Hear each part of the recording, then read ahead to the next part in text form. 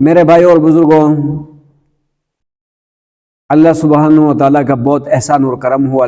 اللہ تعالیٰ نے زندگی دینے کے ساتھ ساتھ پھر سے جمعے کی عبادت کی دولت نصیب فرمایا۔ نبی علیہ الصلوۃ والسلام کی حدیث ہے کہ فرمایا کہ 5 چیزوں کو 5 چیزوں سے پہلے غنیمت سمجھ لو۔ ان میں سے ایک یہ ہے کہ زندگی کو موت سے پہلے غنیمت سمجھ لو۔ زندگی کو موت سے پہلے غنیمت سمجھ لو، کیونکہ اپنی زندگی میں تو یہاں تک کہتا ہوں کہ ایک مرتبہ سبحان اللہ کہنے کا جو قیمت ہے یہ ساری دنیا سے زیادہ ہے۔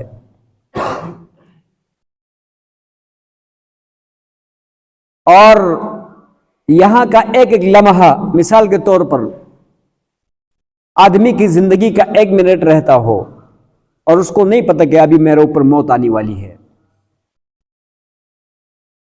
ایک آدمی کے پاس زندگی کا 1 منٹ رہتا ہے، اس کو نہیں پتہ کہ میری موت آنے والی ہے، اس کو نہیں پتہ۔ لیکن اس سے پہلے، اس 1 منٹ سے پہلے وہ بہت بڑا گناہگار ہے، سیاکار ہے، خطاکار ہے، یہاں تک کہ کافر بھی ہے۔ اب زندگی کا 1 منٹ رہتا ہے، لیکن اس کو نہیں پتہ کہ میری زندگی کا آخری 1 منٹ رہ گیا ہے۔ وہ توبہ کر لیتا ہے، وہ توبہ کر لیتا ہے، اور اس توبے کے بعد وہ اپنے دل سے تہیہ کرتا ہے کہ آج کے بعد یا تو میں مسلمان ہوں، کلمہ پڑھ لیتا اس 1 منٹ کے اندر، یا یہ ہے کہ اپنے گناہوں سے صحیح توبہ کرتا ہے۔ تو نبی علیہ السلام کی حدیث ہے التائب کمن لا ذنب لہ، التائب کمن لا ذنب لہ، توبہ کرنے والا ایسا ہے جیسے اس کا گناہ ہے ہی نہیں۔ بتاؤ کہ اس کا یہ 1 منٹ کی جو زندگی اس کو ملی ہے، یہ روئے زمین میں جو کچھ ہے، جس کے اوپر سورج اور چاند طلوع ہوتے ہیں، اس سب سے افضل اور بہتر ہے یا نہیں ہے؟ بتاؤ۔ تو یہاں تک میں کہتا ہوں ایک سمجھدار آدمی کے لیے 1 منٹ دنیا اور دنیا کے اندر جو کچھ ہے اس سے افضل ہے اس انسان کے لیے، اگر وہ اپنی زندگی کو قیمتی سمجھتا ہے۔ وہ اپنی زندگی کو اگر وہ قیمتی سمجھتا ہے تو ایک ایک لمحہ اس کو دنیا اور دنیا کے اندر جو کچھ ہے اس سے افضل ہے۔ لیکن اگر اس کو اپنی زندگی کا نہیں پتا، وہ اپنی زندگی کو غنیمت نہیں سمجھتا، فرمایا نا کہ یعنی موت سے پہلے زندگی کیا ہے؟ غنیمت ہے، نبی علیہ السلام نے فرمایا ہے۔ تو اگر وہ غنیمت نہیں سمجھتا تو اس کے لیے لاکھوں سال بھی اگر زندگی مل جائے تو کوئی کسی کام کا نہیں، بلکہ اس کے اوپر مصیبت اور وبال ہے۔ تو زندگی بڑی قیمتی ہے۔ تو یہ جو ہمیں جمعے کا ایک لمحہ ملتا ہے اور عبادت کی دولت ملتی ہے، یہ ہم پر اللہ کا احسان ہے۔ حقیقت میں اسی جمعے کو کتنی دنیا فوت ہوئی ہوگی، اس جمعے کو کتنی دنیا فوت ہوئی، اس میں ہمارا نمبر نہیں آیا۔ یہ اس اللہ کی مہربانی ہے۔ نبی علیہ الصلوۃ والسلام کی حدیث ہے لغدوۃ فی سبیل اللہ او روحۃ خیر من الدنیا وما فیہا۔ اللہ سبحانہ و تعالیٰ کے لیے صبح کا اللہ کے راستے میں نکلنا، صبح کے ٹائم کا یا شام کے ٹائم کا اللہ کی یاد کے لیے نکلنا، یہ دنیا اور دنیا کے اندر جو کچھ ہے اس سے افضل ہے۔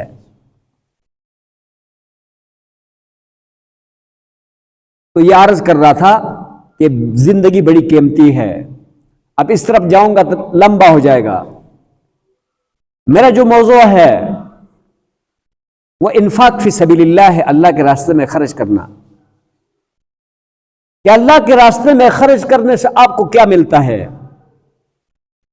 اور نہیں خرچ کرنے سے آپ کو کیا ملتا ہے؟ بڑی غور سے سننا ہے. آپ خرچ نہیں کریں گے آپ کو کیا ملے گا؟ کہ آپ کے مال میں بڑھوتری آئے گی، آپ خوشحال ہو جائیں گے؟ یا اگر آپ خرچ کریں گے اپنے مال میں سے نکال کے دیتے رہیں گے تو کیا آپ کے مال میں کمی آئے گی؟ یہی میرا موضوع ہے. لیکن اخروی اعمال قرآن حدیث کو سمجھنے کے لیے 100% یقین کا ہونا ضروری ہے. آپ مسلمان ہیں، آپ کلمہ گو ہے، لیکن آپ کو ان تعلیمات کے اوپر یقین نہیں ہے. آپ ظاہر کو دیکھتے ہیں، باطن کو نہیں دیکھتے، تو آپ کا ایمان کامل نہیں ہے. امام بخاری نے ایمان کے 70 درجے بیان کیے ہیں. کتنے درجے؟ ایمان کے 70 درجے بیان کیے ہیں. آپ کے ایمان کے درجے کا اندر کمی ہے. تو کوئی بھی عمل ہے، چاہے وہ نماز کا عمل ہے، چاہے وہ جہاد کا عمل ہے، چاہے وہ انفاق فی سبیل اللہ کا عمل ہے، یا چاہے وہ روزہ رکھنے کا عمل ہے، چاہے وہ حج کرنے کا عمل ہے، اس کے پیچھے یقین کا ہونا ضروری ہے. آپ اگر یقین آپ کو کامل ہے، اگر آپ کو یقین کامل ہے، ابھی آپ جہاد کے راستے میں کٹ گئے ہیں اور آپ کا دم نکلتے نکلتے پاؤں سے چلنا شروع ہو گیا ہے، کچھ رمق آپ کے اندر جان باقی ہے، اب آپ کا سانس نکل رہا ہے، تو اس وقت بھی آپ یہ کہہ سکتا ہے، ہاں فزت برب الکعبہ، کہ رب کعبہ کی قسم کہ میں کامیاب ہو گیا ہوں. ابھی جان نکل رہی ہے، زندگی کے لیے ہمیشہ کے لیے آپ الوداع کہنے والے ہیں، لیکن آپ کے اندر یقین اور آپ کے اندر عقیدہ اتنا مضبوط ہے کہ آپ اس وقت بھی یہ جان جاتے ہوئے بھی آپ کہہ رہے ہیں کہ میں کامیاب ہوں، کیونکہ یقین ہے آپ کو. اور صحابہ کی زندگی اس سب کچھ کے اوپر ایک مثال ہے. کوئی ایک صحابی کی زندگی نہیں کہ میں کسی ایک کی مثال دوں آپ کو، کسی ایک کا بھی مثال نہیں دے سکتا، اس لیے کہ ساروں کی زندگی اس طرح گزری ہے، یقین سے کامل، یقین سے بڑی زندگی گزری ہے. تو کوئی بھی عمل سے پہلے یقین ہونا ضروری ہے. یقین نہیں ہے تو آپ کو بے شک وہ عمل حلوہ بنا کے دکھا دے اور جنت کے پھولوں کی طرح دکھا دے، فساد اور بلاغت کا بارش کر دے، اور آپ کو سبز باغ دکھا دے، اور آپ کے سامنے قرآن حدیث کے انبار لگا دے، تو آپ صرف ایک فنکاری کے طور پر لذت حاصل کرنے کے لیے کان اٹھا کے سنے گا تو ضرور، لیکن اس سے آپ کو عمل کی توفیق نہیں ملے گا، کیونکہ اس کے پیچھے یقین نہیں ہے. ایک صحابی رضی اللہ تعالیٰ عنہ، وہ اتنے کالے کروٹے تھے، وہ اتنے کالے کروٹے تھے کہ اس کو کوئی مدینے کا اندر رشتہ دینے کے لیے تیار نہیں تھا. کوئی رشتہ نہیں دینے کو تیار تھا کہ یار یہ تو ایک بلا ہے، اس جسے کو کدھر لے کے جائے گی کوئی بھی عورت ہو تو. آخر کار وہ نبی علیہ السلام کے پاس آیا، جوانی کا عالم تھا. یا رسول اللہ، مجھے کوئی رشتہ ہی نہیں دے رہا ہے، میری شکل و صورت کو دیکھ کر پلیز آپ کوئی سفارش کر لیں کہ کوئی مجھے رشتہ دے.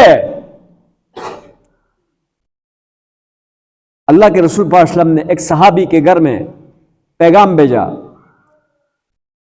کہ آپ اپنی بیٹی کا رشتہ یہ کالے کروٹے صحابی کو دینا ہے. وہ پریشان حیران کہ یا اللہ، ایک طرف رسول اللہ کا حکم ہے صلی اللہ علیہ وسلم کا، اور دوسری طرف اس کی شکل و صورت، اس کا یہ عالم ہے کہ میری بیٹی کے لیے تو ایک بلا مسلط ہو جائے گی. اور بیٹی کی کان میں بھی یہ بات پڑ گئی کہ کالے کروٹے کے لیے رسول اللہ صلی اللہ علیہ وسلم نے میرا پیغام بھیجا ہے. بیٹی نے ماں باپ سے کہا یہ رشتہ میرے لیے پھول اور شبنم سے زیادہ پیارا ہے،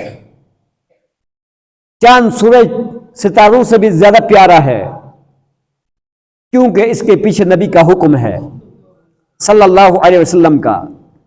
بے شک اس کی شکل و صورت جس قسم کی بھی ہے، میں اس رشتے کو کر کے رکھوں گی، کیونکہ اس کے پیچھے میرے آقا کا حکم ہے، پیغام ہے۔ میں نے اس رشتے سے کیا کرنا، اس پیغام کا لحاظ رکھنا ہے، لاج رکھنا ہے۔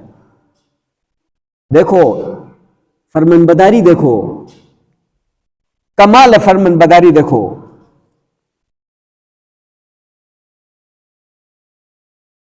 والدین نے کہا سوچ لینا، کہتے بہت سوچی ہوں، لیکن اس حکم کے سامنے سب کچھ بس ہے۔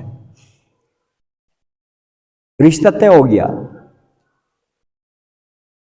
صحابی اپنی شادی کی تیاریوں میں لگ گیا، خوشی خوشی کہ اب رشتہ مل گیا، وہ بھی وی آئی پی۔ اس دوران مدینے کے مضافات پر باہر سے حملہ ہو گیا اہل باطل کا۔ نبی علیہ السلام نے اعلان کروا دیا کہ مدینے پر حملہ ہوا ہے، سارے صحابہ نکلو، اپنی دفاع کرو۔ اور یہ صحابی بازار میں اپنی شادی کے تیاریوں میں مصروف تھا، وہ چیزیں جو لیا تھا وہ بھی پھینکا اور آگے مقابلے کے لیے بڑھا، اور بڑھتے بڑھتے ایک تیر آیا اس صحابی پر لگا اور وہ گرا۔ نبی علیہ السلام نے دیکھا کہ وہ صحابی جو شادی کی تیاری میں مصروف تھا وہ گر گیا اور اب روح اس کی نکلنے لگی تھی۔ نبی علیہ السلام نے اس طرف چھوڑ کر اس صحابی کی طرف بھاگنا شروع کر دی، اس صحابی کی طرف بھاگنا شروع کیا کہ اس کو سنبھال لوں، اس کو سہارا دوں، اور بہت تیزی کے ساتھ نبی علیہ السلام اس گرے ہوئے صحابی کی طرف جا رہا تھا۔ اتنے میں فوراً نبی علیہ السلام رک گئے اور اپنا چہرہ انور جو ہے کیا نام ہے دوسری طرف کر کے کھڑے ہو گئے۔ صحابہ حیران پریشان، اس سپیڈ میں رسول اللہ صلی اللہ علیہ وسلم جا رہے ہیں اور ایک دم پھر منہ گئے اور ادھر دیکھ رہے ہیں تو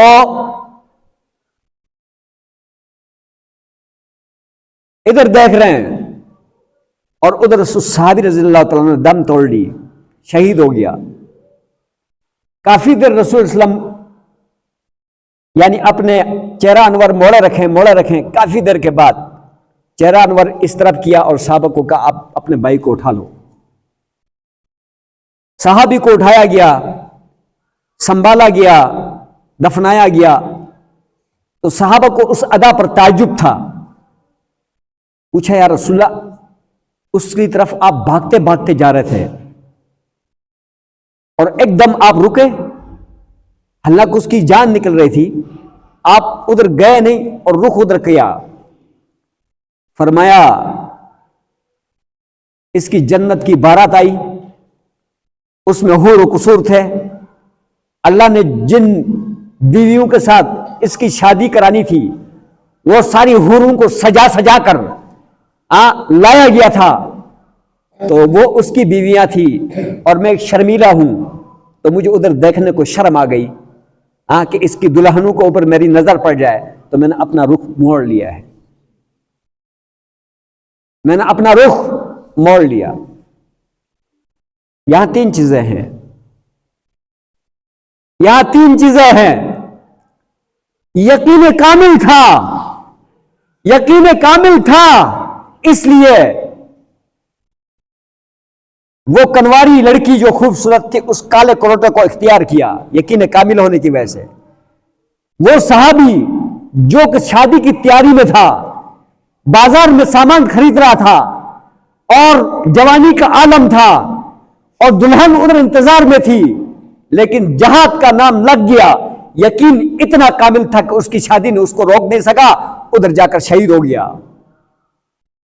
اور ادھر نبی علیہ الصلوۃ والسلام کے اس کے حور و قصور سارے نظر آ گئے اور چہرہ انور ادھر کر لیا۔ جب اتنا ایمان کامل اندر نج بستا ہے تو پھر وہ عمل کے لیے رکاوٹ نہیں بنتا۔ یقین کے حوالے سے ایک مثال دیا میں نے آپ کو. یقین جب ہو آگے بھی کوئی نظام ہے, یقین کوئی ہو کہ اس عمل کے اوپر مجھے یہ ملنا ہے وہ ملنا ہے, تو پھر کوئی چیز رکاوٹ ہے نہیں بنتی. نہ نوکری رکاوٹ بنتی, نہ شادی رکاوٹ بنتی, نہ جانور رکاوٹ بنتے ہیں, نہ دکانیں رکاوٹ بنتی, نہ جنگل رکاوٹ بنتا, نہ دنیا کی کوئی اور مصروفیت رکاوٹ بنتی, نہ غربت رکاوٹ بنتی, اور دنیا کا کوئی چیز رکاوٹ نہیں بنتا. جب یقین اندر ہو تو عمل کی طرف بڑھنے کے لیے, عمل کی طرف بڑھنے کے لیے پھر کوئی چیز رکاوٹ نہیں بنتی. لیکن اندر سے کھوکھلا ہونا, اندر سے کھوکھلا ہو تو ہر چیز رکاوٹ ہے, ہر چیز رکاوٹ. تو انفاق فی سبیل اللہ کے لیے بھی, اللہ کے راستے میں خرچ کرنے کے لیے بھی یقین چاہیے, ایمان چاہیے, اور آگے جو قرآن نے بتایا, حدیث نے بتایا, اس کے اوپر یقین بھی چاہیے اور اس کے اوپر غور و فکر بھی چاہیے. پھر بندہ خرچ کر سکتا ہے, پھر بندہ دے سکتا ہے. اندر سے یقین ہے ہی نہیں تو وہ کیا دے گا؟ اس کو تو یہی یقین ہوگا کہ دوں گا تو کم ہو جائے گا. ہاں, پھر وہ مسجد کے مستری کو بھی نہیں دے سکتا, نہ چائے کا کپ دے سکتا, نہ روٹی دے سکتا, نہ مسجد کا مہمان کو دے سکتا, کچھ بھی نہیں دے کر سکتا وہ, اس لیے کہ اس کے پاس کم ہو جائے گا نا. اس کا یہ یقین بنا ہے اس کے پاس کم ہو جائے گا, کیونکہ جو ہے اگر کوئی جماعت والا ہے ان کو 10 روٹیاں دے گا تو اس کے 10 روٹیاں کم پڑ جائیں گی. اور اگر کوئی مستری مسجد کا لگا ہے 2 کپ چائے دے گا تو چائے کی پتی بھی کم ہوگی, چینی بھی کم ہوگی. ہاں, روٹی دے گا روٹی کم ہو جائے گی, اور مسجد کے امام کو دے گا تو پھر بھی کم پڑ جائے گا, ایک بچے کا کھانا ادھر چلا جائے گا. ہاں, سمجھ میں آیا؟ ہوئی باتیں کرتا ہوں آپ کو, جو ہوئی باتیں کرتا ہوں باوجود ترغیبیں دینے کے ہیں, کخ نہیں پلے میں پڑ جائے گا. جبکہ قرآن کیا کہتا ہے, حدیث کیا کہتا ہے؟ حدیث یہ کہتا ہے, قرآن یہ کہتا ہے, یا ایھا الذین آمنوا انفقوا مما رزقناکم من قبل ان یأتی یوم لا بیع فیہ ولا خلۃ ولا شفاعۃ والکافرون هم الظالمون. اے ایمان والو, اے ایمان والو, یا ایھا الذین کفروا نہیں کہا اللہ نے, کافروں نہیں کہا, یا ایھا الذین منافقون نہیں کہا. یہاں پہ اللہ نے یہاں کہا اے ایمان والو, او ایمان والو, خرچ کرو اللہ کے راستے میں. یا ایھا الذین آمنوا انفقوا مما رزقناکم, ہم نے جو تمہیں دیا ہے یہ تم نے اپنے کمال سے نہیں لایا ہے, ہم نے دیا ہے تم کو, ہم نے تمہیں ان مالوں کو اوپر نگران بنایا ہے, یہ ہم نے تمہیں دیا ہے, ہم نے نگران بنایا ہے, اس کو خرچ کرو. اس دن سے پہلے, اس دن کے آنے سے پہلے خرچ کرو جو کچھ ہم نے تمہیں دیا ہے, کہ اس دن نہ کوئی تجارت ہوگی تو نہ وہاں کوئی دوستی چلے گا, دوست یار سے بھی وہاں کچھ نہیں حاصل کر سکو گے, اور تجارت کر کے کچھ وہاں کوئی نہیں کما سکو گے. تجارت کا میدان تمہارے لیے یہ ہے اعمال کمانے کا. پوائنٹ سمجھ میں آیا؟ یا ایھا الذین آمنوا انفقوا مما رزقناکم من قبل ان یأتی یوم لا بیع فیہ ولا خلۃ ولا شفاعۃ والکافرون هم الظالمون. اے ایمان والو, جو کچھ ہم نے تم کو دیا ہے اس میں سے خرچ کرو, اس سے پہلے کہ وہ دن آئے, اس دن میں کوئی تجارت بھی نہیں ہے اور کوئی دوستی بھی نہیں چلے گا, وہاں کوئی شفاعت بھی نہیں ہوگا. والظالم اولئک یعنی والکافرون هم الظالمون. لیکن کافر لوگ ظالم ہیں, ان کو یہ یقین حاصل نہیں ہے. کافر لوگ ظالم ہیں, ان کو یہ یقین حاصل نہیں ہے جو دیا ہے اس پہ کیا ملنا ہے. سمجھ میں آیا نہیں آیا؟ ان کو یہ یقین نہیں حاصل ہے. جبکہ قرآن مجید فرقان حمید نے کیا کہا؟ مثل الذین ينفقون فی سبیل اللہ کمثل حبۃ انبتت 7 سنابل فی کل سنبلۃ 100 حبۃ واللہ یضاعف لمن یشاء. مثال ان لوگوں کا, بڑی غور سے سنو ایمان والو, مثال ان لوگوں کا جو اللہ تعالیٰ کے راستے میں خرچ کرتے ہیں اس دانے کی طرح ہے کہ اس دانے کو تم پھینک دیتے ہو زمین میں، اس کی 7 بالیاں نکلتی ہے اور ہر بالی کے ساتھ 100 دانے ہوتے ہیں۔ واللہ یضاعف لمن یشاء، لیکن جس کے اخلاص زیادہ ہو تو اس 700 سے بھی اللہ پاک زیادہ عطا فرماتے ہیں۔ آپ لوگ جو 1 روپیہ اللہ کے راستے میں دیتے ہو، 1 روٹی دیتے ہو، 1 پیالہ چائے دیتے ہو، تو تمہارا قرآن میں سورہ بقرہ کا اندر اللہ سبحانہ و تعالیٰ نے 3 پارے میں فرمایا کہ مثال ان لوگوں کا جو اللہ سبحانہ و تعالیٰ کے راستے میں خرچ کرتے ہیں، اس دانے کی مثال ہے کہ جس کو تم پھینک دیتے ہو زمین میں اور اس کے 7 بالیاں نکلتی ہے اور ہر بالی کے ساتھ 7 دانے ہوتے ہیں۔ واللہ یضاعف لمن یشاء، اور اللہ جس کا اخلاص زیادہ ہو اس کے لیے اور اضافہ کر کے دے دیتا ہے۔ اور اسی آیت کے تھوڑا سا نیچے ایک اور آیت ہے، سمجھ میں آیا جی؟ اس آیت کے اندر اللہ نے فرمایا مثل الذین ينفقون اموالهم ابتغاء مرضات اللہ، اور مثال ان لوگوں کا جو اپنے مالوں کو خرچ کرتے ہیں، یعنی اللہ سبحانہ و تعالیٰ کی خوشنودی کے لیے، رضامندگی کے لیے، اور اپنے دلوں کو ثابت قدم رکھنے کے لیے، اور اس باغ کی طرح مثال ہے، اس پروفٹ زدہ باغ کی طرح، کمثل جنت بربوۃ، یعنی اس پروفٹ زدہ باغ کی طرح ہے کہ اس پر تیز تیز بارش لگتی ہے تو فآتت اکلها ضعفین، تو وہ اپنے پھلوں کو دگنا لے کر آتا ہے۔ سمجھ میں آیا نا؟ یعنی جو اللہ سبحانہ و تعالیٰ کی رضامندگی کے لیے، خوشنودی کے لیے، اپنے دلوں کو ثابت رکھنے کے لیے، اپنی آخرت کو بنانے کے لیے تم اللہ کے راستے میں خرچ کرتے ہو، تو پھر یہ ہے کہ اس کی مثال ایک باغ کی طرح ہے، پروفٹ زدہ باغ کی طرح، نقصان والے باغ کی طرح نہیں، ایک پروفٹ دینے والے باغ کی طرح ہے۔ اس کے اوپر جب تیز بارش لگتی ہے تو فآتت اکلها ضعفین، تو وہ دگنا کیا کرتا ہے؟ دگنے پھل دے دیتے ہیں۔ اگر اس کو اوپر بارش نہیں لگتی ہے اور اس کے لیے شبنم بھی کافی ہوتی ہے، اس پر بھی وہ پھل عطا فرما دیتا ہے۔ اللہ کے راستے میں خرچ کرنے کی یہ مثال ہے۔ مسجد کے 500 جو تنخواہ ہے یا 1000 ہے، وہ مولوی صاحب کو نہیں دے رہے آپ لوگ۔ آپ مولوی آپ کا خیال میں نہیں، یہ جو مولوی بار بار مسجدوں سے نکالتے ہیں نا، اس کے پیچھے یہی 500 روپے ہوتے ہیں، یا اپنا چودراہٹ ہوتا ہے پیچھے، کہ میں چیئرمین نہیں بنا، تمہیں جو ہے سیکٹری بھی نہیں بنا۔ میں نے کہا تم لوگوں کو اس کا چیئرمین یہ ہے کہ اس کے حقوق کا خیال رکھے۔ وہ کیا ہے؟ چیئرمین بھی ہے، سیکٹری بھی ہے، خزانچی بھی ہے، سب کچھ ہے۔ مسجد کے باتھ روموں کو صاف کرنے والا اللہ کے ہاں چیئرمین ہے۔ اس کے اندر جو مخلوق رہتی ہے، مسجد آپ کے گھر کے خرچے ہے یا نہیں ہے؟ تو خدا کے گھر کے بھی خرچے ہیں نا یار۔ یہ ویسے چلتا رہتا ہے کیا؟ سمجھ میں آیا جی؟ اس کے بل بھی ہیں، اس کے بلبوں کے خرچے بھی ہیں، اس کے دیگر اخراجات ہیں۔ سمجھ میں آیا جی؟ تو وہ دعا پہ چلے گا نہیں، اس کو توان سمجھتے ہیں۔ وہ جب ان کو دینا ہوتا ہے وہی بانا ہوتا ہے، پھر مولویوں کو کبھی نکالتے ہیں، کبھی لاتے، کبھی موزنوں کو نکالتے، کبھی خادموں کو نکالتے، کبھی لاتے، ایک ڈرامہ بنا ہوا، اور ہر ایک کی بددعائی کو تحفے کے طور پر لیتے رہتے ہیں۔ وہ ان لوگوں کو نہیں دیتے تم لوگ۔ اس کی نسبت کس کی طرف ہے بھائی؟ اس گھر کی نسبت کس کی طرف ہے؟ ہم اس کو کیا کہتے ہیں؟ اللہ کا گھر۔ کیا کہتے ہیں بھائی؟ اللہ کا گھر کہتے ہیں۔ تو یہ اللہ کو دے رہے ہیں آپ لوگ، اللہ کو، یہ مولوی کو نہیں دے رہے ہیں۔ لیکن کہاں دیتا ہے شیطان؟ دینا کم ہو جائے گا نا، کیونکہ وہ 50,000 تنخواہ ہے تو 50,000 اپنے بچوں پہ خرچ کرے گا، ادھر کمی نہیں آئے گی۔ لیکن 500 اللہ کے گھر میں دے کر کیا آئے گی؟ تو یہ یقین ہے ہمارا، کمی آئے گی، تاوان ہو جائے گا، عذاب نازل ہو جائے گا ادھر دے گا تو۔ لیکن شیطان نے چھوڑنا ہی نہیں دینے کو۔ ادھر اللہ کیا کہہ رہا ہے؟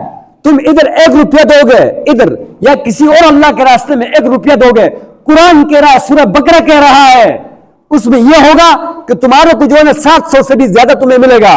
ایک دوسری آیت کے اندر اللہ نے فرمایا من یقرض اللہ قرضا حسنا فیضاعفہ لہ ولہ اجر کریم، کہ کون اللہ کو قرض دے گا، قرض حسنہ دے گا، اللہ اس کے قرض کو واپس بھی کرے گا، دگنا دے گا، اور اجر کریم بھی اس کو عطا فرمائے گا، اجر کریم بھی اس کو عطا فرمائے گا۔ وہ واپس بھی ہو جائے گا اور پھر اجر کریم بھی اس کو ملے گا۔ اور اس آیت کے اندر اللہ نے فرمایا کہ جو اللہ کی خوشنودی کے لیے اللہ کے راستے میں جب خرچ کرتا ہے، اپنے دلوں کو ثابت قدم رکھنے کے لیے، ایمان کے اوپر مضبوط کرنے کے لیے، ان کے اندر یقین پیدا کرنے کے لیے جب اللہ کے راستے میں خرچ کرتا ہے تو یوں سمجھ لو کہ تمہیں ایک پروفٹ باغ اللہ نے دے دیا، اب وہ پھل دیتا جا رہا ہے، پھل دیتا جا رہا ہے۔ حدیث میں آتا ہے جب آدمی 1 روپیہ خرچ کرتا ہے تو جیسے ہم اپنے گھر کے اندر ایک چھوٹا جانور پال کے اس کو بڑا کرتے ہیں، اللہ اس کی 1 روپیہ کو پال کے عہد کے پہاڑ جتنا بنا دیتا ہے۔ اور کل قیامت کے دن جب جائے گا، یا اللہ میں نے تو اتنا بڑا عہد پہاڑ خرچ نہیں کیا تھا، اتنی سی چیز کی تھی، کہنے لگا تمہارے اخلاص کی وجہ سے ہم نے اس کو پالتے رہے، تمہارے صدقے کو اتنا بڑا کر دیا ہے، اتنا بڑا کر دیا ہے۔ رسم اور رواج کے اوپر تو بہت کچھ خرچ کرنے کے لیے ہم تیار بیٹھے ہیں، ہم رسم اور رواج پہ اوپر خرچ کرنے کے لیے تو کیا کرنے کے لیے بیٹھے ہیں؟ بہت کچھ خرچ کرنے کے لیے بیٹھے ہیں، لیکن جہاں مستحق جگہ ہے یا جہاں مستحق ہے اس کے لیے ہماری اوپر موت آ جاتی ہے، موت آ جاتی ہے۔ سمجھ میں آیا؟ دوسری آیت کے اندر اللہ نے کیا فرمایا؟ دوسری آیت کے اندر اللہ نے فرمایا وَمَا أَنفَقْتُم مِّن شَيْءٍ، یہ سورہ سبا کی آیت ہے، جو بھی کوئی چیز تم خرچ کرتے ہو، وَمَا أَنفَقْتُم مِّن شَيْءٍ، جو بھی چیز تم کوئی خرچ کرتے ہو فَهُوَ يُخْلِفُهُ، وہ اس کے پیچھے مل جاتا ہے، آپ کو اس کا خلیفہ آپ کو دیا جاتا ہے، فَهُوَ يُخْلِفُهُ، اور پیچھے سے اس کا خلیفہ آپ کو دیا جاتا ہے۔ اللہ کو ایسی بیماری جو تمہاری طرف آ رہا تھا اس کو روک دے گا، جس کے اوپر تمہارے خرچے ہونے تھے وہ بچ جائیں گے۔ کوئی مصیبت تمہارے اوپر آنے والی تھی، اس کے اوپر کچہری کے اور تھانوں کے خرچے آنے والے تھے، اس سے بچ جائے گا۔ سمجھ میں آئے جی؟ اور بھی اللہ کے جو غضب تمہارے اوپر آنے والے تھے، کوئی زلزلہ آ کر آپ کی آبادی کو تیس سے نیس ہو جانا تھا، آپ کے کروڑ روپے ملیا میٹ ہو جانے تھے، اللہ اس کو کیا کر دے گا؟ روک دے گا۔ حدیث ہے صدقہ بلاؤں کو ٹال دیتی ہے، یہ صدقہ ہے جو جہاں کہیں بھی آپ دے رہے ہوتے ہیں، اس کے لیے یقین کا ہونا ضروری ہے۔ اور دوسری آیت کے اندر اللہ تعالیٰ فرما رہے ہیں وَمَا تُنْفِقُوا مِنْ خَيْرٍ فَلِأَنفُسِكُمْ، ہاں، اور جو بھی کچھ تم خیر میں سے خرچ کرو تمہارے لیے ہے، اللہ کے لیے نہیں ہے، تمہارے لیے، اللہ کے لیے نہیں ہے۔ اللہ نے کیا کرنا ہے؟ اللہ سبحانہ وتعالیٰ غنی ذات ہے۔ سمجھ آیا؟ ایک حدیث میں آتا ہے، 1-2 حدیثیں پڑھ کے اس کے بعد ایک مختصر سا قصہ سنا کر ختم کرتا ہوں۔ سمجھ میں آیا جی؟ اور یہ حدیثیں ہیں عبداللہ بن مسعود رضی اللہ تعالیٰ عنہ کا۔ عبداللہ بن مسعود رضی اللہ تعالیٰ عنہ فرماتے ہیں کہ نبی صلی اللہ علیہ وسلم نے فرمایا لا حسد الا فی الاثنین، کہ حسد جائز نہیں ہے، حسد نیکیوں کو کھاتا ہے، بندے کی نیکیوں کو گنجا کر کے چھوڑ دیتا ہے، لیکن 2 چیزوں میں، الا فی اثنین، 2 چیزوں میں، ایک رجل عطاہ اللہ المال، کہ ایک وہ آدمی جس کو اللہ نے مال دیا ہے اور اس کو اس کے خرچ کرنے پر اللہ نے اس کو مسلط کر دیا ہے اور وہ خرچ کرتا رہتا ہے، تو یہ آدمی بھی اس کے ساتھ حسد کرے اس بات پر کہ یہ خرچ کرتا تو میں کیوں نہ کروں، میں بھی کرنا شروع کروں۔ اور دوسرا آدمی جس کو اللہ نے حکمت دیا ہے، علم دیا ہے، تو یہ بھی حسد کرے کہ اس نے علم حاصل کیا تو میں کیوں نہ حاصل کروں، اور یہ دنیا کو سکھا رہا تو میں بھی کیوں نہ سکھاؤں۔ یہ 2 چیزوں میں حسد جائز ہے۔ اور ایک روایت ہے بڑی اہم، اس کو غور سے سننا ہے، سمجھ میں آیا جی؟ اور نبی علیہ السلام نے فرمایا اتقوا النار ولو بشق تمرۃ، فرمایا کہ آگ سے بچو، اگرچہ آپ کو ایک کھجور کا ٹکڑا بھی دے کے بچنا پڑے، اگر پورا کھجور دینے کی توفیق نہیں ہے تو آدھا اس کا بھی ادا کر کے کسی کو دے کر اپنا آپ کو کہاں سے بچاؤ؟ آگ سے بچاؤ۔ تو صدقہ دینے سے بندہ آگ سے بچ جاتا ہے، صدقہ آگ کے لیے ڈال ہے۔ سمجھ میں آیا نہیں آیا؟ صدقہ آگ سے ڈال ہے۔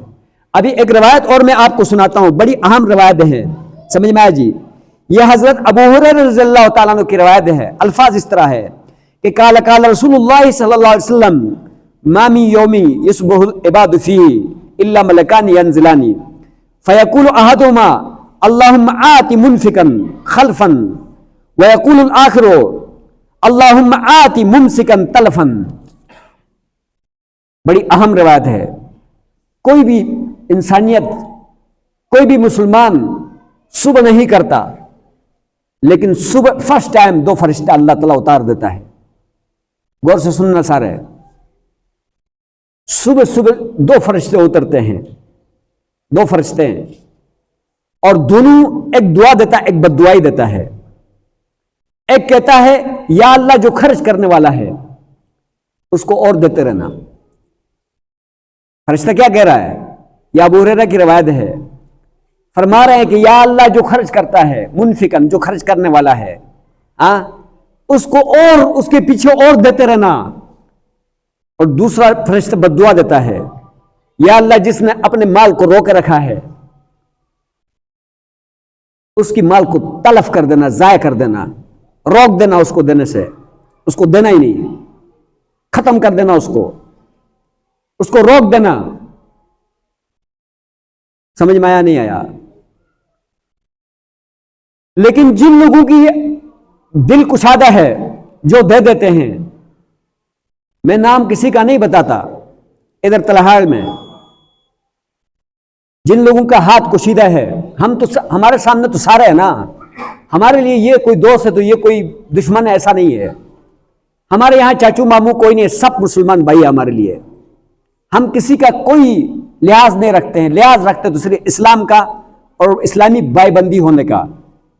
تو میں کسی کو بگاڑوں تو کسی کی عزت کروں، تو کسی کو برائی کروں، کسی کی نام لوں تو پھر تو ہوگا. نام بھی میں نے نہیں لینا، لیکن میرے سامنے یہاں پہ سارے لوگ ہیں، لیکن ان کو بھی میں دیکھ رہا ہوں جو ان کا ہاتھ کھلا ہے دے رہے ہوتے ہیں، بڑے خوشحال ہے، ان کے بچے خوشحال ہے. لیکن جو لوگ ادھر مسجد کے لیے 500 روپے دینے کو بھی توان سمجھتے ہیں، اور ان کی زندگی بھی میرے سامنے ہے، خدا گواہ ہے، کیونکہ 12-13 سال ہو گئے ہیں، اور جن حالات سے وہ گزر رہے ہیں وہ بھی میرے سامنے ہیں. تو پلیز میرے لیے نہیں ہے. اگر میرا نظر تمہارے جیب پہ ہوتا، میرا نظر تمہارے جیب پہ ہوتا یا تمہاری روٹیوں پر ہوتا، تو میں نے جس سال میں آیا تھا اسی سال میں نے مسجد کو چھوڑ کے چلے جانا تھا. میں ادھر نہیں کیسے رہتا؟ بچوں کو پتھر کھلانا تھا میں نے. آپ اپنے دل پہ رکھ کے گربان پہ جھانک کے دیکھو، ایسے گربان بٹن کھول کے. کیا میں اگر یہاں پر آپ کی جیب پر نظر ہوتا میں اپنے بچوں کو پال سکتا تھا؟ 14,000 روپے تنخواہ کبھی ملتی کبھی نہیں ملتی، اس پر میں اپنے بچوں کو پال سکتا تھا.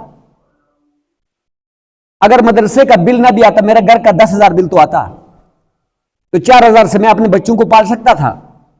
نہیں پال سکتا تھا. یا یہ ہے کہ جو اللہ نے مجھ سے جو کچھ کروایا اتنا کچھ کر سکتا تھا، آپ کی جیبوں کے اوپر میرا نظر ہوتا. تو یہ یاد رکھنا، تم مجھے کچھ نہیں دے سکتے، اور نہ میرا تمہارے اوپر یقین ہے کہ تم دو گے. تم نہ میں ایسی سوچ کبھی زندگی میں رکھتا. ایک مستقل مزاج آدمی ہوں. سمجھ میں آیا جی؟ میں اپنے مدرسے کے لیے کسی سے نہیں کچھ مانگتا. ادھر استادوں کو طالب علموں کو بٹھا کے کہتا ہوں کہ اگر تم اپنے رب کو، اپنے رزاق کو، اپنے مالک کو اگر پہچانتے ہو، ادھر سے تم لے سکتے ہو تو روئے زمین میں سب سے مقدس تم لوگ ہیں اور تم ان سے لے لو. نہیں تو تمہیں دنیا کے لوگ کچھ نہیں دے سکتے ہیں، چاہے جتنا بھی امیر ہو. میں نے کہا اپنے گھر چلے جانا. یہ میری سوچ ہے.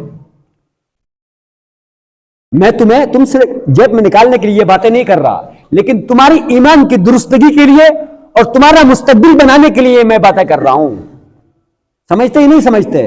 ادھر جا کر اور پھر مجھے کمنٹ نہیں دینا کہ مولوی صاحب نے یہ کہہ دیا ہمارے لیے. میں تمہاری بہتری چاہتا، میں تمہاری بہتری چاہتا. جو آپ لوگ مجھے 14,000 روپے دیتے اس سے زیادہ میں اللہ کے راستے میں خرچ کرتا ہوں اپنے ذاتی.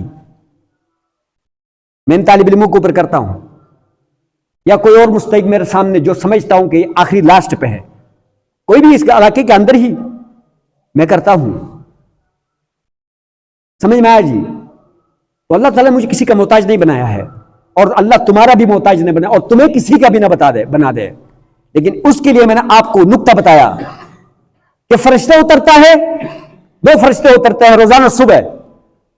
ابو ہریرہ رضی اللہ تعالیٰ کی روایت ہے، اور یہ بخاری شریف کی بھی روایت ہے. اور 2 فرشتے اترتے ہیں اور ایک دعا دیتا ہے کہ یا اللہ جو خرچ کرتا ہے اس کے لیے مزید دیتے رہنا. لیکن جو آدمی سمجھ میں خرچ نہیں کرتا، روکتا رہتا ہے، تو اس کا مال تلف کر دینا، ضائع کر دینا. اور اس بات کے اوپر یقین صحابہ رضوان اللہ علیہ اجمعین کو حاصل تھا.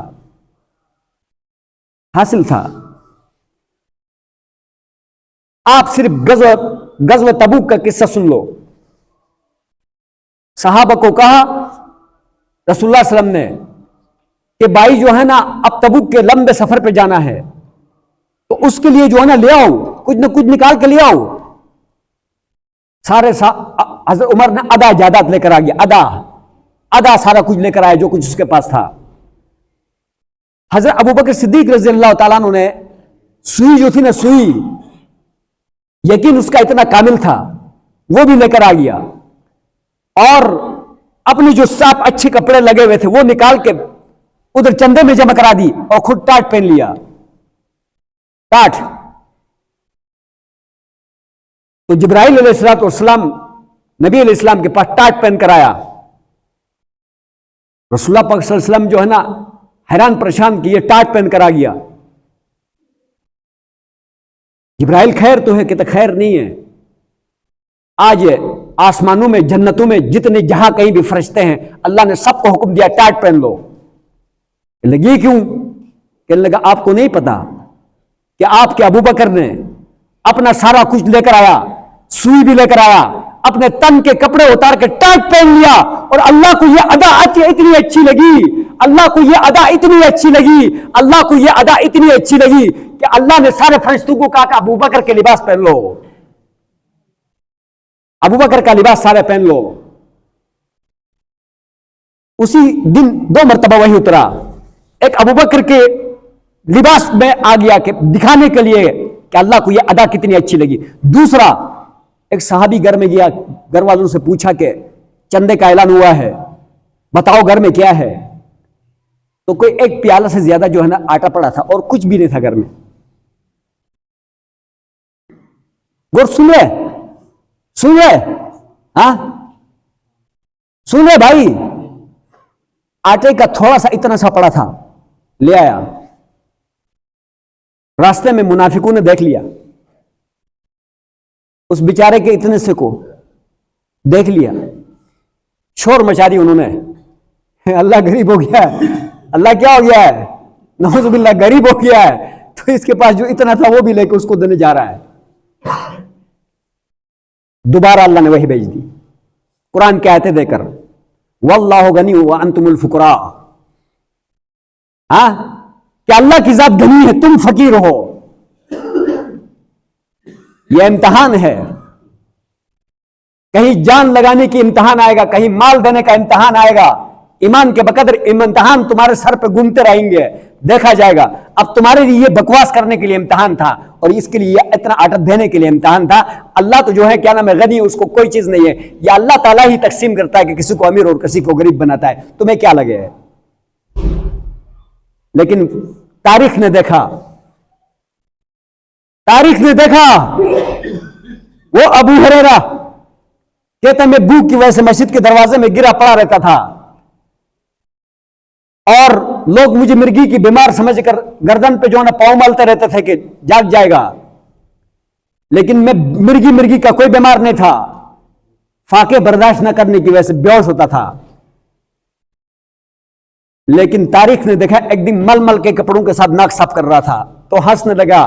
واہ ابو ہریرہ، واہ ابو ہریرہ.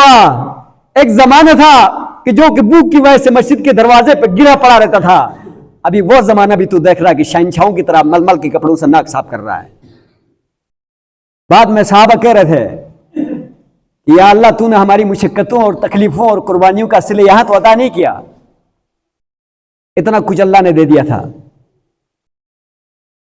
حضرت عثمان رضی اللہ تعالیٰ عنہ کے پاس نبی علیہ السلام نے ایک صحابی نبی علیہ السلام کے پاس آیا. یا رسول اللہ صلی اللہ علیہ وسلم میرے گھر میں کچھ بھی نہیں ہے، کھانے کو بھی نہیں ہے. کہنے لگا میرے گھر میں بھی نہیں ہے، لیکن عثمان کے پاس جا کے بتا دینا کہ وہ آپ کو کچھ دے دے گا، میرا بتا دینا. تو جب عثمان کے گھر آیا تو باہر اندر بیوی کے ساتھ لڑ رہا تھا. لڑنے کا مطلب بحث مباحثہ کر رہا تھا کہ چھوٹی بتی لگانی چاہیے تھا, موٹی بتی کیوں لگائی ہے, اس سے تیل زیادہ کھینچتا ہے جو آگ جو ہوتا ہے. تو یہ وہاں سے واپس ہو گیا. یہ چھوٹی اور بڑی بتی پہ لڑ رہا ہے بیوی کے ساتھ, تو مجھے کیا دے گا. واپس ہو گیا. خالی ہاتھ نبی علیہ الصلوۃ والسلام کے پاس آیا تو کہنے لگا کیسا آنا ہوا. کہتا بس یہ بات تھی. کہتا بتایا. کہتا نہیں بس اس کو سن کر آ گیا ہوں. کہنے لگا یار جا اس کو جا کے بتا میری طرف سے. جا کے بتایا تو عثمان نے کہا کہ آپ کو اللہ کے نبی نے بھیجا. کہتا ہاں. کہنے لگا شام سے ایک قافلہ آ رہا ہے, اس کے ساتھ اتنے جو ہے نا غلام ہیں, اتنے خادم ہیں, اتنے کھچر ہیں, اتنے اونٹ ہیں, اتنے گھوڑے ہیں, ان کے اوپر اتنا سامان لدا ہے, وہ سارا تمہارا ہے. کیا کہا اس نے؟ کہا میں نے اس مصیبت کو کدھر لے جاؤں. اس نے کہا ایک آنا بھی اس سے میں اپنے لیے نہیں واپس کروں گا, تو میں دے دیا ہوں, پھینک دو یا کھا لو, لے جاؤ. کیسی سخاوت تھی, کیا مقام تھا, کیا یقین تھا, کیا فرمانبرداری تھی, وہ کیا اطاعت تھا اور کیا محبت تھی یار. تب تو اللہ نے کہا رضی اللہ عنہم ورضوا عنہ, اللہ ان سے راضی ہو گیا, وہ اللہ سے راضی ہو گئے تھے. اللہ ان سے راضی ہو گیا تھا, وہ اللہ سے راضی ہو گئے تھے. لیکن ایک بات آپ کو بتاؤں, اس کی اس سخاوت کی وجہ سے اللہ نے ابھی بھی عثمان کا صدقات کو روکا نہیں ہے. پتہ ہوگا ان کو, وہاں بڑے بڑے ہوٹل, بڑے بڑے باغ عثمان کے نام پر ابھی بھی موجود ہے. عثمان کے نام پر سعودی عرب کے اندر ایک اکاؤنٹ ہے جو عثمان کے نام پر ہے. اس میں عثمان تو چلا گیا لیکن اس کا اکاؤنٹ ابھی ہے بینک کے اندر. ہاں, بینک الراجی کے اندر اس کا اکاؤنٹ ہے, اور ادھر جو ہے نا اس کا سارے جتنے باغات ہیں, ہوٹلیں ہیں, اس کی زمینیں ہیں, وہ سب کا انکم اس کے اکاؤنٹ میں جاتا ہے, وہاں سے پوری دنیا کے غریبوں میں تقسیم ہوتا ہے.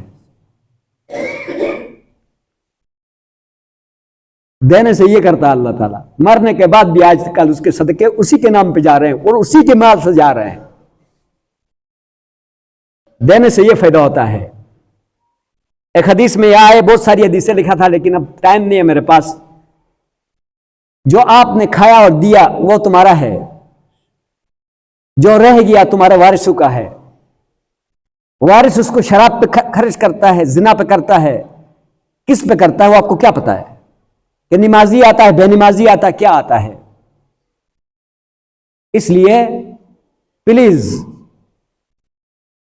خدا کا حق کا خیال رکھو, چاہے وہ زگاد ہیں, چاہے وہ عشر ہیں, چاہے وقت کے مطابق دیکھنا کہ آپ کے اوپر کس کا حق ابھی لاگو ہے. مہمان کا بھی حق ہوتا ہے, اللہ کے گھر کا بھی حق ہوتا ہے, ایک معذور محلے کے اندر ہے اس کا بھی حق ہوتا ہے, ایک پڑوسی غریب ہے اس کا بھی حق ہوتا ہے. یہ نہیں کہ بس صرف آپ کا حق اور آپ کے بچوں کا حق ہے. جب آپ نے اپنا ہاتھ کو روک دیں گے تو وہ کمانے والی مشینری ہی اللہ ختم کر دیتا ہے. اور یہ مثال زندہ ہے. تو اس لیے یہ اللہ نہیں کہتا کہ سارے ہی خرچ کر دو. اپنے توفیق کے مطابق ایک کھجور کا دانہ کیوں نہ ہو, ایک روپیہ کیوں نہ ہو, لیکن خرچ کرنا سیکھ لو. کیوں؟ تمہارے مال میں بڑھوتری آ جائے گی, تمہاری اولاد میں بڑھوتری آ جائے گی, اور تمہاری آخرت میں جو نا فائدہ ہوگا, کامیابی ہوگا. اور کل آپ وہاں جائیں گے تو یہ سارے اموال آپ کو وہاں ملیں گے, کیونکہ قرآن کی بہت ساری آیتیں ہیں. عزم کرتے ہیں انشاءاللہ کنجوسی سے نکلیں گے, بخل سے نکلیں گے, اور انشاءاللہ سخاوت ہمارے صحابہ کا خصلتوں میں سے, ہمارے نبی کے خصلتوں میں سے تھا. ادھر جو مسجد جہاں روزے پر حاضری ہوتی ہے, جہاں روزے پر کیا ہوتی ہیں حاضری ہوتی ہے, 2 ستون 3 ستون اس طرح ہر دروازے کے درمیان میں, جو نبی علیہ السلام کے قریب جو ستون ہے اس میں لکھا ہے فیہ جود والکرم. کیا لکھا ہوا ہے؟ فیہ جود والکرم, کہ یہاں سخاوت اور شرافت کا مقام ہے. یہ سخاوت کا مقام ہے کہ اس در سے دنیا کا کوئی آدمی خالی نہیں جاتا تھا. کوئی بھی آتا نبی علیہ السلام کے ساتھ سوال کرنے کے لیے, نہیں تو کہتے تھوڑا ٹھہر جاؤ. اکثر نہیں ہوتا تھا.